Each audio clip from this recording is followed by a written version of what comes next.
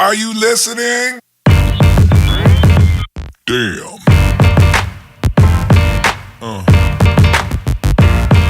Yeah. Yeah. Hello there, guys, and welcome back to the Attacking Blues podcast with, of course, myself and my co-host, Mr. Jimmy Funnell. But today was a very special guest in Mr. Younes H-H. And Younes, how you doing? I'm doing good, man. How you guys doing? Thank you for having me on. Great to have you on. Pleasure. And I'm obviously a lot to talk about today with, the Leicester game just gone. Obviously, we haven't spoken about the Liverpool game just yet as well. Is that they're probably somewhat, linking with each other, I guess, with the performance on Sunday. In my opinion, anyway, some people would disagree. But yeah, I think there is a lot to talk about because, it's 3 games in. We still haven't won a bloody game. So that would be good. But yeah, of course, if you are new here to the Attacking Blues podcast, please do subscribe on YouTube, drop a like on the video, and also on the other platforms, Spotify, iTunes. Follow us over there and give us good ratings. That would be massively appreciated. But now, to be honest, let's just get into it because, Sunday was interesting, especially the first 15, 20 minutes. We all thought, what on earth is going on here? Who are we? This is finally the sorry football we were promised. And here it is. But yeah, it dropped off pretty damn quickly. So, guys, let's start with Younes. What did you make of the whole performance? And did you think, the game against Liverpool affected the whole thing? Yeah, you know what? That first 20 minutes, I thought we were unbelievable. I was looking and going, yes, this is beautiful. This is great. Can we keep this going? I noticed the decline after half an hour, and I thought that was normal. I thought that was just Leicester having their phase in the game because that's going to happen. You're not going to stay on top for 90 minutes straight. The opponent's going to have that little portion at least of where they're going to command the game a little bit. And I thought, yeah, that's fine. The second half declined even further, and that just made me think that, the whole actual fatigue kicked in after half an hour from the first half, and that's concerning. Admittedly, obviously, with the 120 minutes we played against Liverpool. But if that's where our fitness is, I'm hoping that a week, of no football up until Norwich is going to do us justice. Because if not, then it's a little bit concerning. We shouldn't be getting tired, even despite the Super Cup.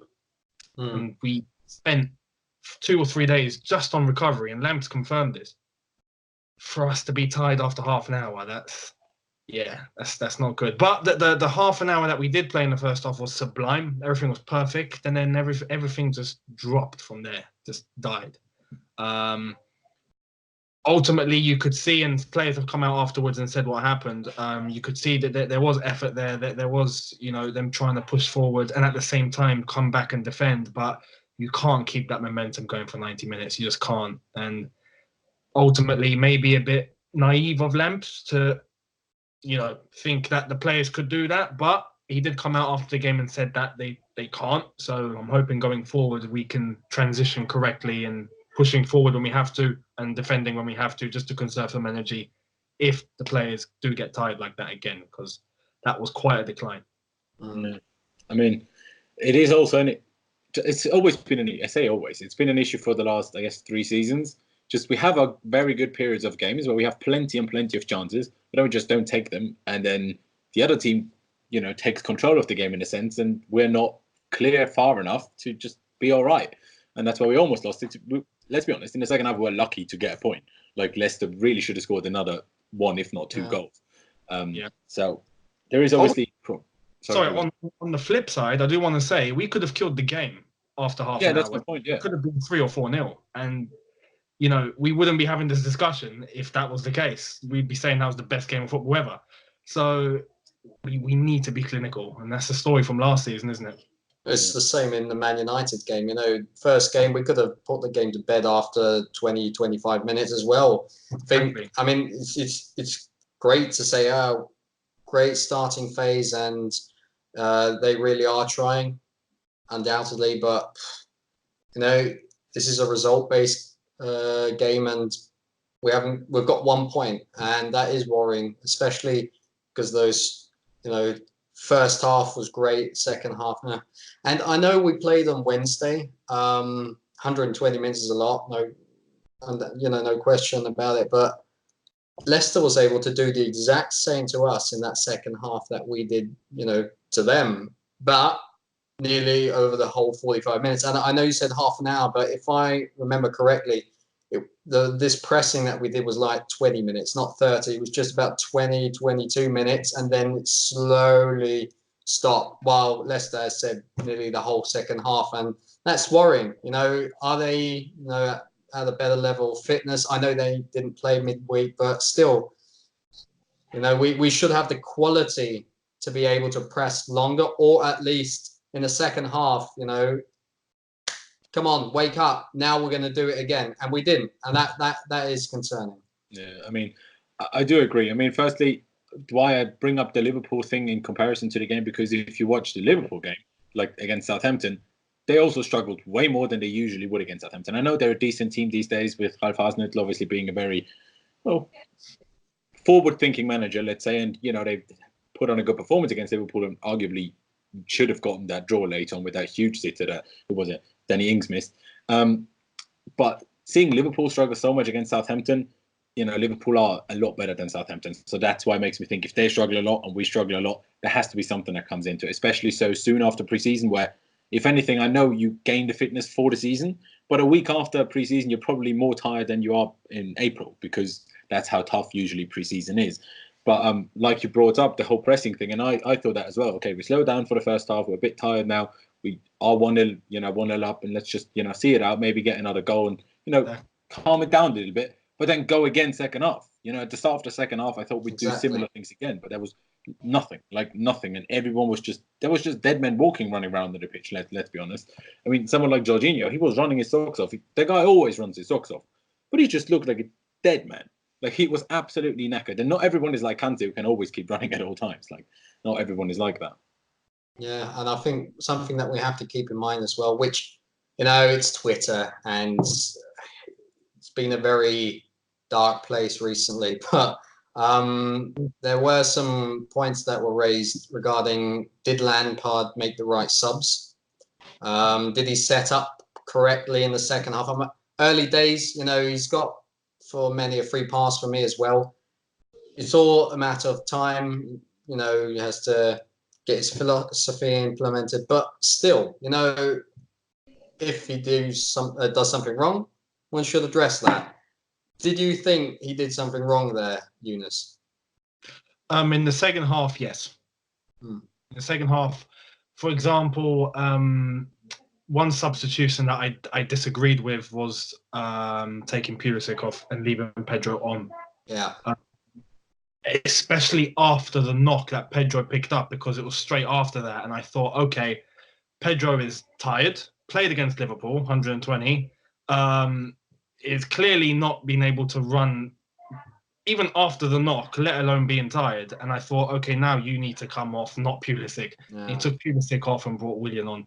And I thought that's a mistake.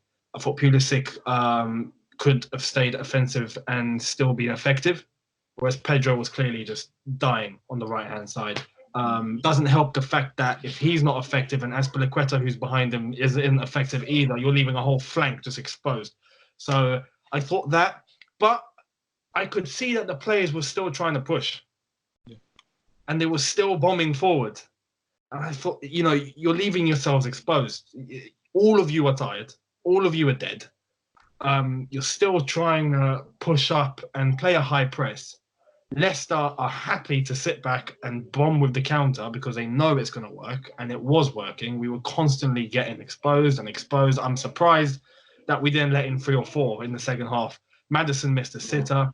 Vardy missed 2. Indeed, he missed a chance. And I'm thinking, sometimes if you need to be able to implement a way where if you notice that you're in a situation like that out of the blue and your players are tired, you need to be able to sit back, especially if Leicester are chasing the game, because we 1-0 up. If they're chasing the game, sit. Conserve that energy, let them come at you, and if there's a chance to expose, then hit them on the counter.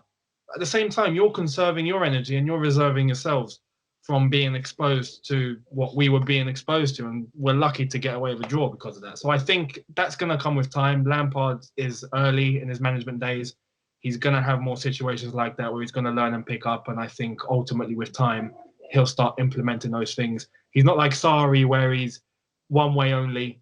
He has said he's adaptable. He's happy to different play it in different ways in different situations. So, yeah, with time, I think he'll start doing that. But that was one mistake in the second half. I mean, so far, generally to me, it feels like a lot of what we're doing is just, still what we did on Asari anyway. Just a couple of Lampard things in there, like a bit more of the press, a bit more over the wing and less down the middle, that kind of thing. But generally, a lot of it is Asari, but then you don't have David Luiz anymore. And, to me, that is a big difference because we struggled so much to play out from the back after that first half an hour. We could not get that ball out. Then Giroud keep winning the ball, stopped being able to actually hold it up. So we couldn't move up to him, which meant we were just stuck in a half for the most part, I guess. And we just didn't have anyone capable of playing those passes to just give us some freedom and just let us take a breath. But one of the wingers making a run and, David Luiz just finding them, that is obviously a problem. And the only thing that, obviously I agree that sometimes that should certainly be what we do, like what Younes just brought up with the just sit back and see what happens and try to hit them on the counter. I just don't think either Lampard nor the players themselves trust them to actually be capable of doing that. Because we're not particularly good at defending these days.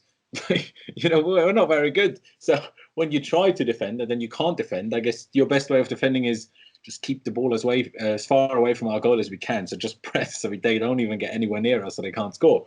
I feel like that's maybe why we're doing it the way we do it, because Lamps doesn't trust the defence to try and sit back. I'm not sure. It worked all right against Liverpool, I guess. Not obviously being defensive, but more defensive than we were against Leicester. But then we also had Kovacic. It is a whole problem to bring up 4-3-3, 4-2-3-1, whichever one it is. But we were so good and balanced for the most part with Kovacic in there against Liverpool. Then Mount plays. He's actually our best player in overall terms, I would have said. But still, did him playing kill the whole balance? Or was that just the tiredness or the fatigue? I'm still not 100% sure. What do we do when Ruben comes back? Who plays where? Is Mount not in the team anymore once Ruben is back? Or does Ruben, I don't know, play in the double pivot in the 4-2-3-1? And Jorginho is dropped? What? I have no clue what Lampard's going to do, to be honest. That's a very, very good question. And I think what one also has to keep in mind is that even though we're going to have a lot of games, that's a hell of a lot of midfielders. So, I mean, what one can make an argument for is that one really does play that 4-3-3, where one can interchange more. Maybe Mount won't play as much once Ruben comes back. We don't know, basically. But, I mean, when Kovacic came on against Leicester, I know they were bombarding us and we got, lucky most of the time. But the goal we did concede came once again from a set piece. And that is what really pisses me off the most, because when I think back 10 years when we had, JT, a bit more than 10 years ago now, but, Carvalho, then, of course, Cahill when he was still, in his prime. Also Ivanovic, that just didn't happen then. And we also have no threat from set pieces ourselves when, we're in their penalty box, corner or free kick, whatever. Apart from there's, a shot on goal directly via Willian, Alonso, or even Mount or Emerson, I don't know. That's just really sad because that was part of our identity, That was just never part of Chelsea, the Chelsea DNA. I don't know how many chances we've conceded, or any goals we've conceded from corners this season, but it's ridiculous. It's already too much. And I mean, I think it was partially zonal marking and then man marking that we were, doing at least against. It was against Leicester, and then AZPILICUETA just completely lost Ndidi, and I don't know what Zuma was doing, at the front there. If you are going to go those few steps forward and try and intercept, then you better bloody get that ball. If not, stick with the man. And Ndidi's a big guy. I don't know why AZPILICUETA was, left alone with that. He's great on one-on-one defending, but Ndidi's... Is he? Well, let me say it like this. He can be, but I think in his position that he's currently playing right back and the way he is supposed to play, with attacking impetus the whole time, it just makes it hard for him to combine both. And let's just take the Azpilicueta from a few seasons ago. That is what he is good at in theory, but indeed he's quite a bit taller than him, so that makes no sense. So there's no communication there. I don't know if that's up to Lampard. Just I don't think it's Lampard's fault in that regard, but then it's up to the captain, says Azpilicueta, to organise that defence as well as Kepa, and it wasn't the case. So I think it's also important to note that Azpilicueta is in serious decline here. Has to be said, but what are you going to do? With that goal against Leicester, the goal itself, the set piece, we were in fact marking zonally, and I don't understand. I don't get why we struggle to mark man to man. We struggle to man mark, let alone zonal. You're asking for it's a total different ball game. The fact that you mentioned in the past we were so good with our defending, but it wasn't just our back four. We were bolstered.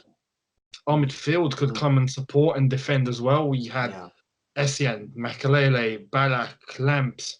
You even had wingers that could come in and defend because they just could. We were all grinders, and we don't have that now.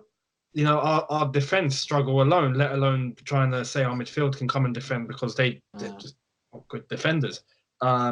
With our set piece, I don't understand how indeed he can come from just outside the edge of the box. Tammy was next to him. He's a tall lad. If someone's coming in from out the box, you should tell probably your striker who's just on the D as well, who is tall and can physically match him just about, stick with him. He runs in. Again, you mentioned there's Zuma there, Azpilicueta, everyone's in a line, Christensen, everyone's in a line, no one's picked up a man because they're marking zonally, and he runs straight through the middle, free header. Azpilicueta isn't tall enough to make it, and it's just such a cheap goal to give away. Have to adjust. It's generally, I thought, a bit weird that why is out of nowhere the striker outside the box? Like, we've always defended with the striker at the near post. Whether it was Torres, whether it was Bar, whether it's Giroud, whether it was Morata, striker's always at the near post. Exactly. Where was Tammy there? And then, someone brought this up to me, just a random mate that I spoke to about whatever Chelsea did, and he was like, at the end of the day, you should kind of expect to have defensive frailties because, Lampard was a midfielder and he's only been a manager for a year. So how good can he really be at, defensive managing? And obviously, coaching staff plays a part as well.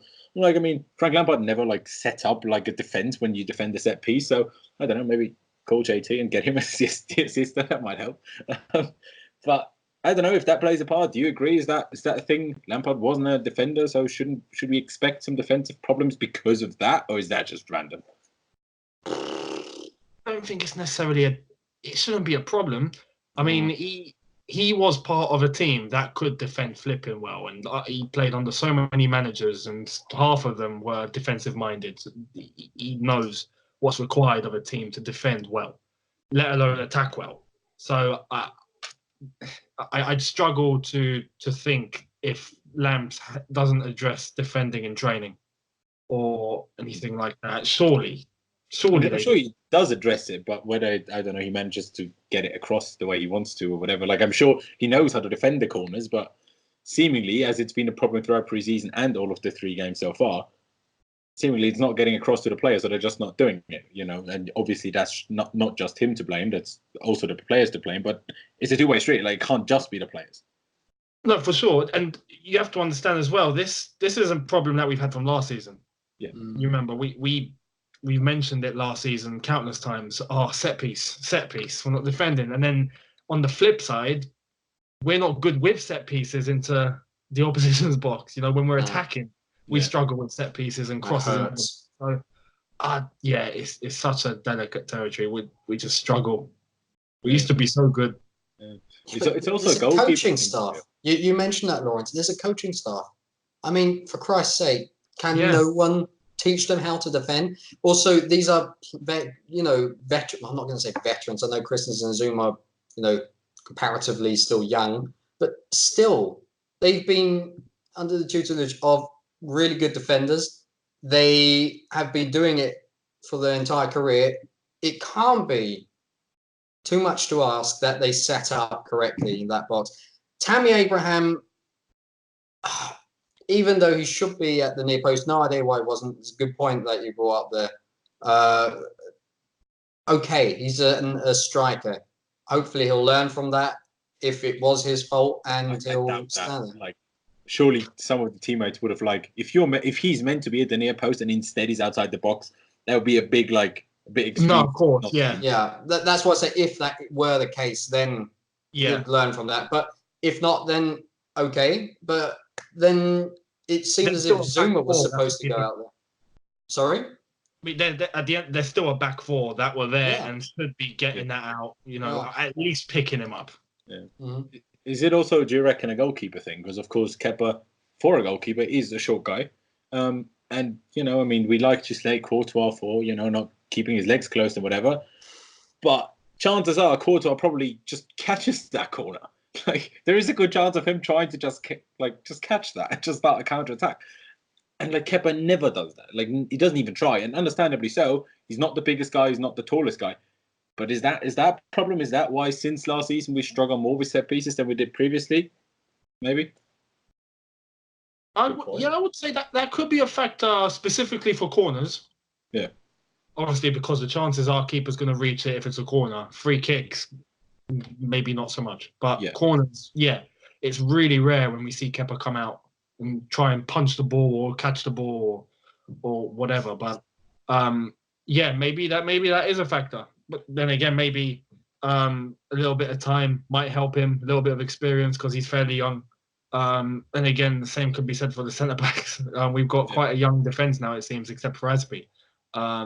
But even he's just reaching 30 now. So I reckon that could be a shout, and that does help a lot. A keeper that's going to come out is pretty much going to eliminate 50% of the threat, especially if centre-backs are not doing the job correctly, or if they are and they're eliminated from the game. But I would say that that would help if he was to come out and do that a bit more. That would help at least a little bit because we need any help that we can get at the moment. Yeah, for sure. That makes sense. And the thing is, Christensen isn't the most physical centre back. I like Christensen. He's really good at sweeping up. He's been really good, going into some battles for speed up against, what was it? Like Martial against United and against Vardy. Yeah. So he's been doing well there.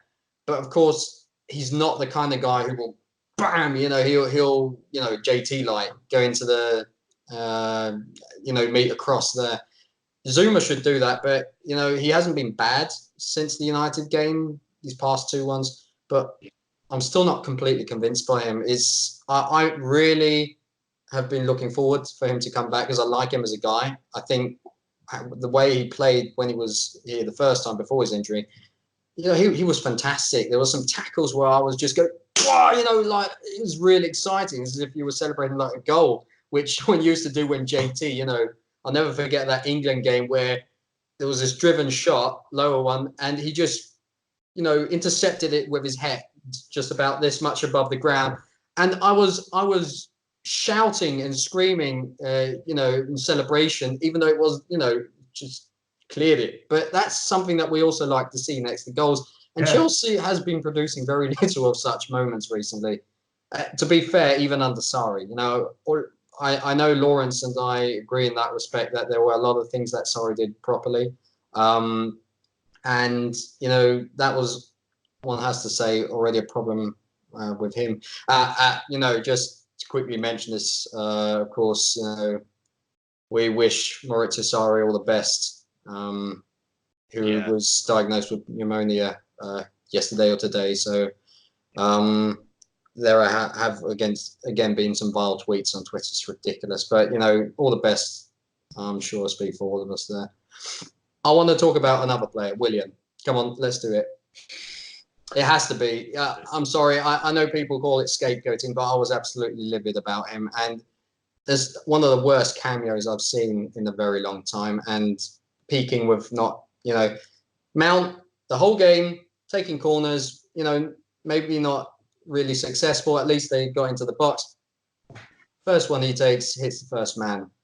I really lost my shit there. And the ball came back to him and he was offside. That annoyed me even more. Like the first man thing, fair enough. But like if you can't move up the pitch quick enough to not be offside when you receive the ball after you take a corner, and that's just taking a piss. And obviously that one pass where he was just stood there as if like, I don't know, less than a training game, and he just played it against the Leicester guy instead of to Emerson. I mean, I'm not gonna like go all out crazy like apeshit on Willian after 20 minutes of playing, because he's been out for a couple of months and was injured and everything. And maybe Lampard shouldn't have brought him on yet. Who knows? But that was ridiculous. It just didn't look like he was trying. I'm sure he was, but it just didn't look like he was. But that's the problem. Willian, it doesn't matter if he was out for several months. He comes on the field, he loses the ball or misplaces the ball, whatever, and he doesn't do anything to get back. Very rarely. Then he jogs. He seems disinterested or head down. He thinks he can do or pull that off what Eden Hazard was able to do, but he can't work his magic wand the way Hazard could, So Hazard would do that. Was a bit frustrating, but then moment of magic, worth it.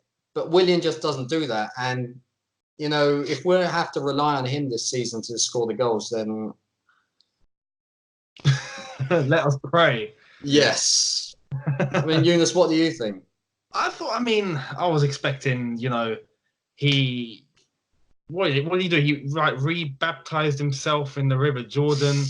He went and had a great Copa America. He got given a number 10 shirt. Everything was going his way. And I thought, we might be getting the second coming of Willian. And then, you saw what happened. First touch, 1-2 with Kovacic, and he just boots it off the pitch. And, it's just what's going on. But the issue isn't necessarily, his football. And his on-the-ball antics, because, as we said, he's been out for a while. He's just come back. He's had 20 minutes of game time, and we were already, suffering physically. Players were struggling. The whole system was collapsing. So there's that. But at the same time, his attitude. Yeah. So he'd lose the ball, or someone intercept his pass, or his cross wouldn't make it, and he'll just go, and just throw his arms in the air and look down. And then second time again, throw his arms up in the air and giving all that tantrum rubbish. Whereas, you should just put your head down, forget it, keep moving, and try and motivate people, especially if you can see your teammates struggling. You've come on, you've got energy, everyone's dead. You should be the one to try to, help. And he was just, deflating the whole morale by just putting his arms up in the air and being all, like a girl. It's just, what are you doing? Yeah. That's what annoyed me. And one has to add, if one compares him to Christian Pulisic, who was also not having a good game, if we're honest. At least when he did it, zoom. He's got that work ethic. He'll try and get the ball back. Exactly. The amount of times you see Pulisic run back and then try and bomb forward again and replicate what he was meant to do initially. And you can see there's ethic there. With Willian, he'll lose the ball, whatever, throw his arms up in the air, and then he'll walk back. It's just, what are you doing? Anyway, he's got the number 10 now. You think he's allowed now? Well, exactly. Well, he was better. He was at least half as good as Hazard, or he was contributing half the effort of Hazard. Or what? How did he say it? He titled it somehow as Eden Hazard was contributing half of the goals and assists, and he was doing the other half. I know it was a bit in jest, but deliver the bloody goods, mate. I mean, if he's gonna open your gob. Jesus, yeah. I mean, another thing that I think, is a big talking point so far this season, because obviously the striker situation is a bit of a strange one. There's a lot of debate between fans who should start. There's a lot of questions raised. Where on earth is Batshuayi? Who do you guys prefer? Because obviously Tammy started against United, hit the post, generally had a decent enough game, but didn't think it was awful against United, to be honest. Obviously kind of got manhandled by Maguire before we conceded the second goal. I think it was the second goal, which obviously wasn't great. He should have done a bit better then, should be a bit stronger, but he's 21. you know, he's 21 and he's probably not used to players around him being as strong as they are now. Obviously, in the Championship, it would have been the same thing, but I guess it's at a little bit higher of a pace. Then against Liverpool, Giroud starts, scores this goal, but other than that, doesn't do much, let's be honest. And then against Leicester, it's again Giroud, starts really well, sets up Pedro for the one, sets up Mount for one that he should have scored, has that back heel to Kante that I still don't understand why Kante went for that with his right and not with his left. It's a great block by Fuchs, but I don't understand why he would go for that with his right foot. Either way. After that, nothing. He couldn't win a header. He couldn't hold the ball up.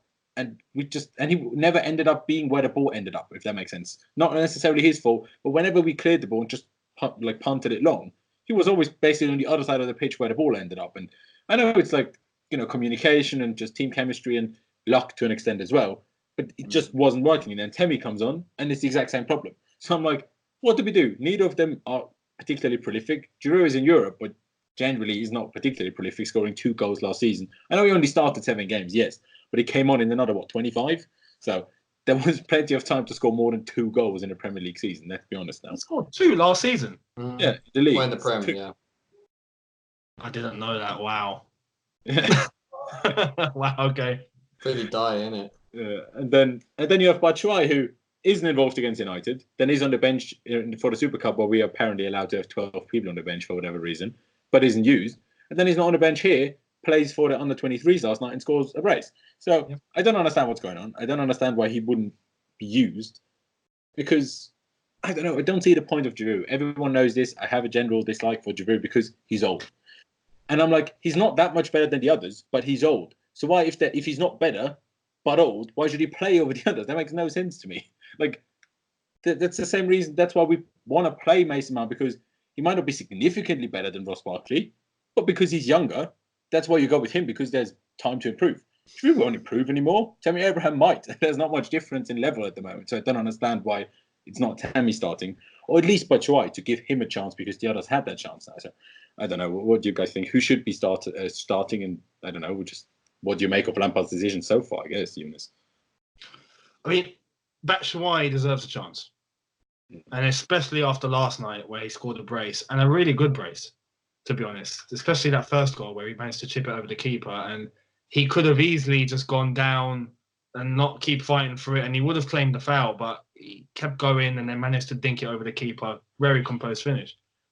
He's got it in his locker, and I think he hasn't been given a good enough run of games to be able to try and establish himself. He's always played 1 or 2 and then been benched, and then you don't see him for another 5 or 6 games, and then he comes on again for 1 game, and then you don't see him again. He needs like a run of games to try and establish himself, and then we can make a decision. Much like Giroud's got it, Abraham's been given a bit of game time, which is good to see. Ultimately, though, you look at our track record with strikers, and except for Didier and for Diego Costa, right?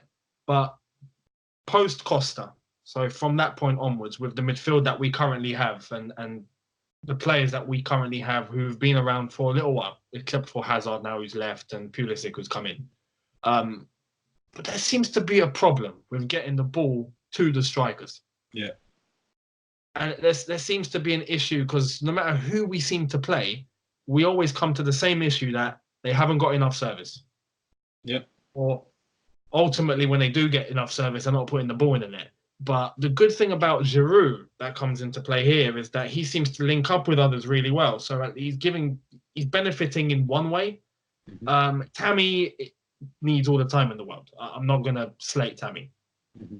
Because he's just come. He was a youth player. He's just come from the Championship on loan. He needs time. Anyone that's expecting him to be Drogba right now is not going to happen. He needs time. But Batshuayi is someone who should be given that chance now. Like, play him, and then see what happens. We won't know until we play him. So, yeah, I think for now I would try Batshuayi.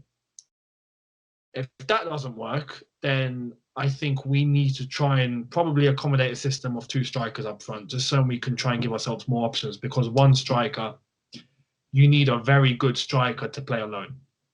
And if you don't have that and he's locked out the game, where your goal's going to come from? So maybe Lamps might need to try and do a bit of homework and see if he can accommodate a system where we can have 2 up there and run with that instead. Well, it depends on who we play against, because I actually really like that 4-4-2 diamond in pre-season.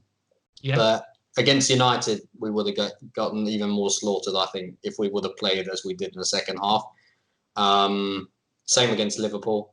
Yeah. Leicester, we may have tried it, may have worked. I'm not sure. With Fuchs, he's not who he used to be.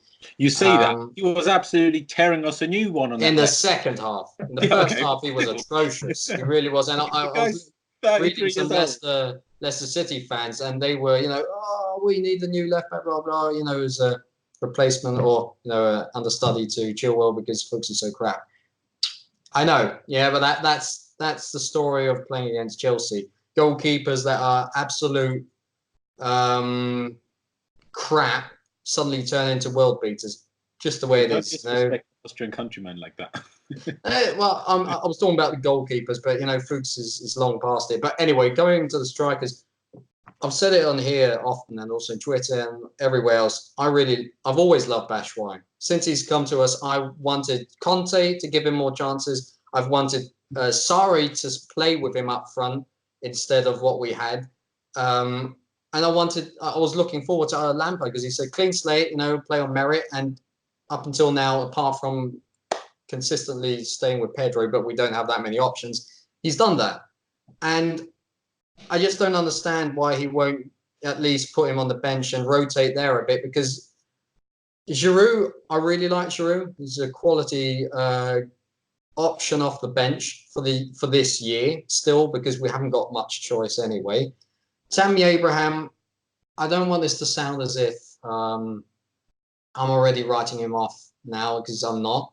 But I really want to see Batshuayi get some minutes instead of him. See how that works out, because I think he would thrive in this system. I do. A lot of people will disagree with me there, but I just have this hunch that would work well, because what we have been lacking is this killer instinct in the blocks and someone getting in those positions. Tammy Abraham hasn't necessarily been doing it, and if he has had those chances, he hasn't really converted. It's just, hasn't been consistent in that department. Give Batshuayi that chance, please. Norwich would be the perfect opportunity to do that, if you ask me. And then bring Giroud off the bench. But I think with all the stuff that's happened around Tammy Abraham, Lampard won't do that. Because I don't want to sound as if this is just because of that. Because, we need to support Tammy through this time. All the trolls, all the hate, that is vile. And one has to stand against it. But we still have to think of the footballing, aspect. That's the most important thing for Chelsea as a club. That's why I think one should bench Tammy and put Batshuayi into the fray. And I'm not sure Lampard will do that to show him his support, that he trusted, not only because of the whole racism, but generally, yeah, I support you. We're trying to, have this youth revolution. And I hope that doesn't come back to haunt us. Yeah, come back to haunt us. You can only say that to a certain extent, because I'm not expecting top 4. I'm not sure about you two, but I'm certainly not expecting top 4.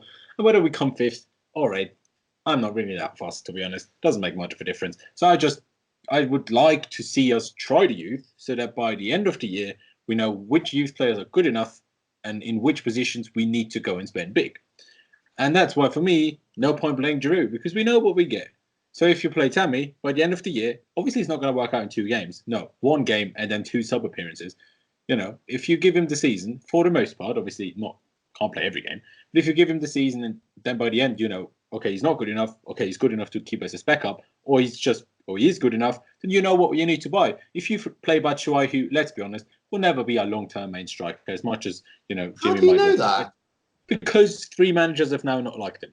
And, it's... Everywhere else he's gone to, he's been liked. Why just at Chelsea? What do you mean everywhere else? He didn't play at Valencia. He wasn't great at Palace, and the only place where he was really good is Dortmund and obviously Marseille before. He was good at Liège. He was good at Marseille. He was good at Dortmund. He was trusted at Crystal Palace, and he scored quite a few goals for the little time they had. Valencia, at the time, was an absolute shit show. I'm not going to fault it. I'm sure he wasn't good enough at the time, but it was an absolute shit show what they had going at back then. So I'm not going to completely fault him for that. But, you know, I don't know why our managers haven't been trusting him. With context was a weird thing anyway. Sarri probably just didn't think he fit into his system. The same as he said to Danny Drinkwater, you don't fit. Sorry. He was stubborn in that regard. But I think it's unfair to say, oh, 3 Chelsea managers haven't liked him. First of all, we don't know about Frank Lampard yet if he really doesn't like him. And second of all, we can't say that for sure. And also, he has had good spells. You know, he's scored a decent amount of goals in nearly every big league in Europe. France, well, okay, not Italy, but, you know, otherwise he's been able to score in England, France, and Germany a very good amount of goals. No? Give him a chance. We have this I agree. transition. No, I don't disagree. I just don't think he will be that good to stop us from signing a big name striker. And he is still older, because as much as it hasn't happened at Chelsea, we still know what he roughly can do from especially his Dortmund time, which was very, very good. No denying that at all. But with Tammy, we don't know for sure yet. That's why all I'm saying is try him and use this season to actually find out. Because there's no point having him next season again. Now, how good is Tammy actually? We still don't know. So let's just sign, I don't know, an £80 million striker, and then we still have no clue how good Tammy is. He leaves, and then who knows what he turns into. That's just what I'm worried about, and I don't think Drew is better than him. Batshuayi, I agree completely with both of you. Give him a chance and then decide. I'm still a little bit confused why Lampard wouldn't even put him in the bench, in the squad. Don't really understand it. The only thing, obviously, we touched on it. You mentioned the 4-4-2, and we touched on it earlier. What do we actually do with the midfield once Ruben is back and stuff? Just because, you know, we mentioned in our agenda thing, we want to talk about formations quickly anyway, because we mentioned that, you know, the 4-4-2 diamond and whatever. When we have everyone back, and Younes brought up try the two strikers thing, I want 2 strikers, but not 2 strikers that are actual strikers, because I don't think 2 of our strikers will be that good, because our 3 strikers are generally not that good. But I would really like to see, I don't really care who it is, whether it's Tammy, Michy, or Drew, and next to them, someone like, you know, a hudson-odoi, a Pulisic, a Pedro, someone like them as a second striker that is capable of moving out wide when we don't actually have a winger. If that makes sense, I think that would be a decent option. Have Mason Mount or Pulisic behind them, having like interchanging of hudson-odoi, Pulisic, and Mount between the strike and the cam position. And then behind them, you can still have Kante, Jorginho, and Ruben. Then you can play everybody. To me, that sounds good. Obviously, depending on the opponent, because against some people, you just need wingers, because otherwise your fullbacks will just get annihilated. But I think there's just, you know, if Lampard wants to be adaptable, there needs to be a couple more things that are tried, and not just do what Sarri did anyway. Bring one strike on for the other, which everyone slated Sarri for. No one's slating Lampard for it for some reason. Sorry, if Younes don't know, if Jimmy don't know, I get very triggered by people that slated Sarri for something and don't slate Lampard for the same thing. So I'm like, yes, I know he's a legend, but come on, be fair here, people. Just be a bit fair. But anyway, it's just a couple of things that I would like us to try, because yes, 4-2-3-1, 4-3-3.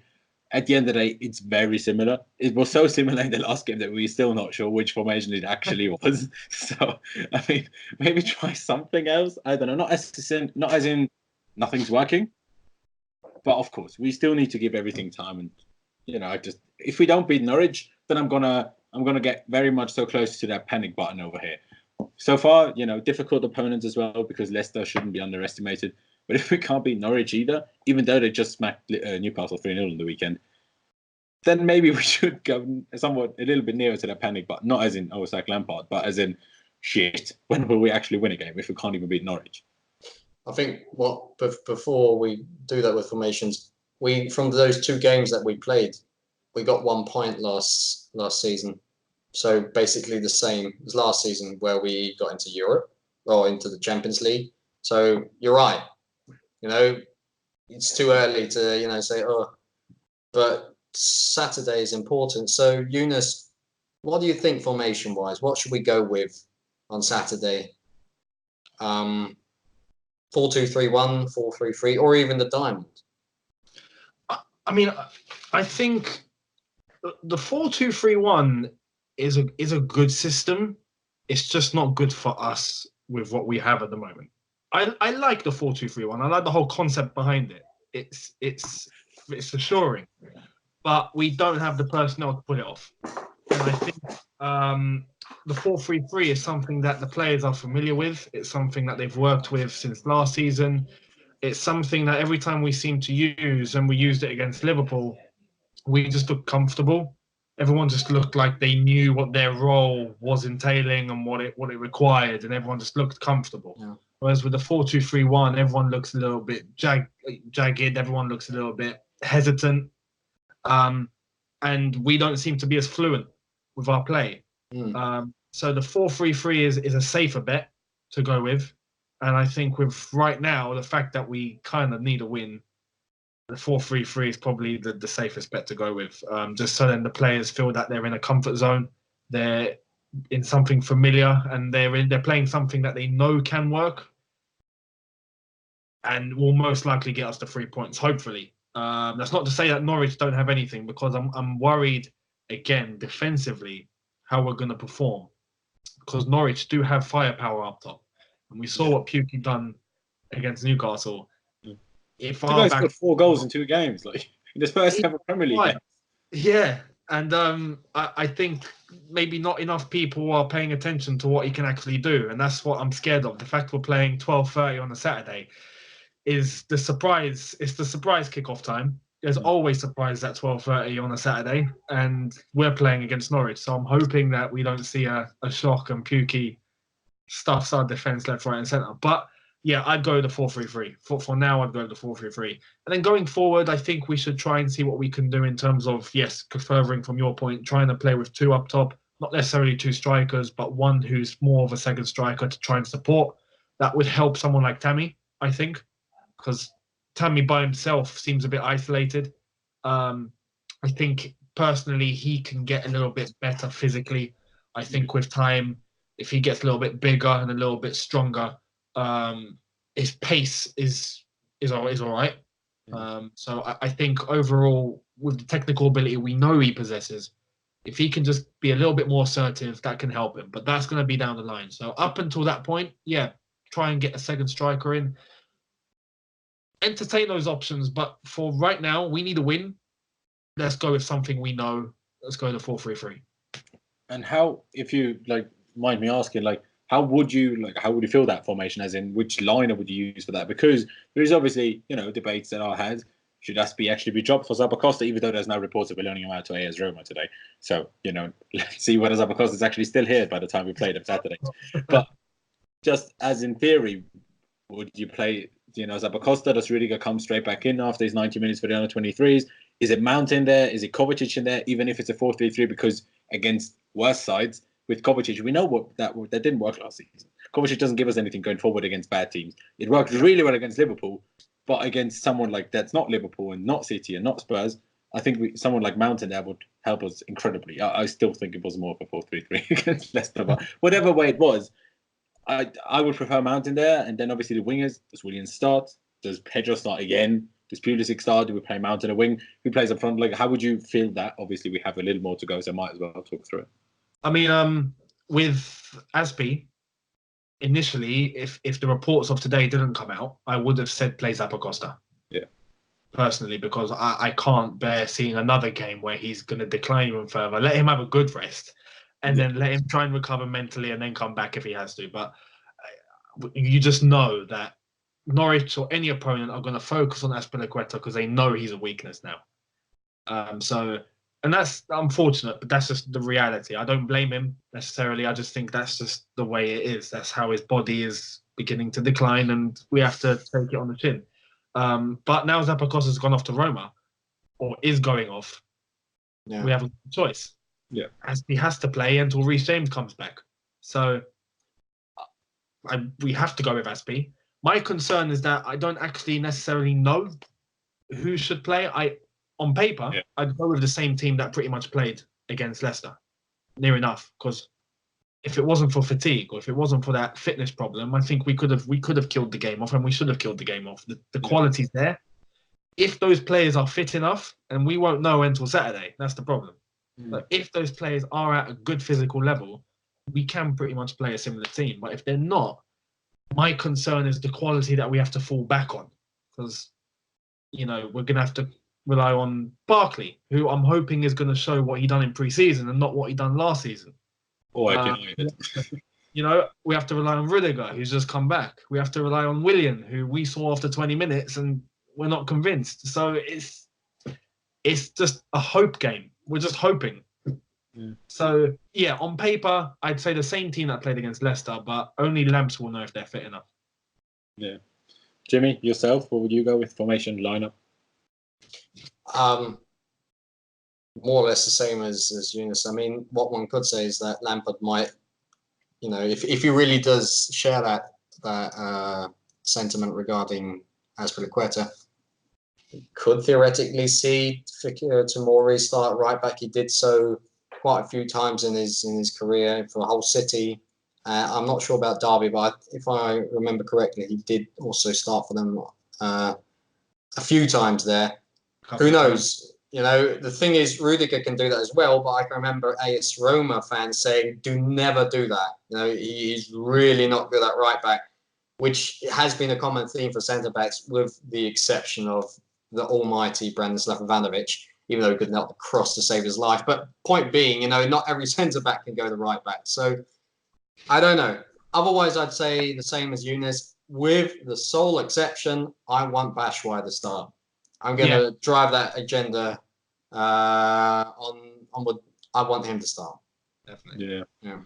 To be honest, I agree. Like, if it's not Zappacosta, because if that's close to happening, there's no point. Even if he's still here, if it's close to him going out on loan to Roma, there's no point playing him on Saturday either, even if he's still around. But then, the Tomori thing, he did really well in that extra time against Liverpool, I thought. I was very impressed. I have to say, I was very impressed. So, is that an option? Maybe, maybe not. You might as well try, because can it actually be that much worse than Aspie? Probably not. So you might as well try, I guess, but probably not. Let's just stick with Aspie and hope he's a bit better, I guess. Then the centre-back is the only thing where I'm like, do we try Rudiger instead of Suma? That is just something that we don't know from the outside, how fit Rudiger actually is. If he is completely fine, maybe try it just to, have a look at it, basically.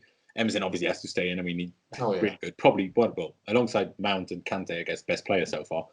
Midfield, in my opinion, stays the same compared to as it was against Leicester.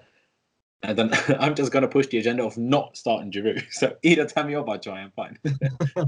Can we play Lamps? Yeah, Oh, that'd be good. That'd be so Although good. then we have to drop Mount probably, so maybe not.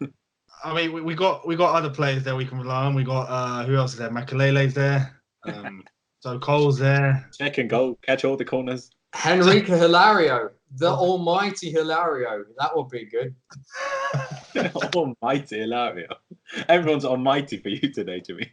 No, at Wink in the History, we've got this daily off-topic thread, and it's called the Daily Hilario because he's just such a cult figure. He is, the guy. I'll never forget that game where Cech and Cudicini were injured, and he played against Barcelona. He was good. He was, he's the hero. He's not Robert Green level, but still good. Robert Green level. I love it. Absolutely love it. But yeah, before obviously we ended off now, predictions for Norwich, because we really need that win, don't we? We really need that win. We've seen that they know what they're doing going forward. Even against Liverpool, I know they lost 4-1, but easily could have scored 2, if not 3 in that game. Like, they had their chances. Didn't always take them properly, but they had their chances. Scored 3 against Newcastle, who even Arsenal only scored 1 against. But of course, Newcastle set up very differently against Norwich than they did against Arsenal, defensively wise. But what do we expect? Because ahead of Leicester, I was like, the Liverpool game, it maybe put me in such a positive vibe. I was like, yeah, we're going to win 3-1, easy. We're just we're clearly creating loads of chances. We're going to take them and we're going to win comfortably. Clearly not the case, was it? Maybe, like Younes said, maybe if we're fit, that actually would have been the case. But it wasn't, so that's why I just have no clue what to expect against Norwich. It could be silly draw, and we could just absolutely batter them out the house. I have no clue. I'm just hoping for, I don't know, some sort of... I don't see us keeping a clean sheet, so I'm going to predict 3-1 again, but to be honest, I don't know. It's difficult. I don't know. I'm in two minds. If I'm honest, I'm in two minds.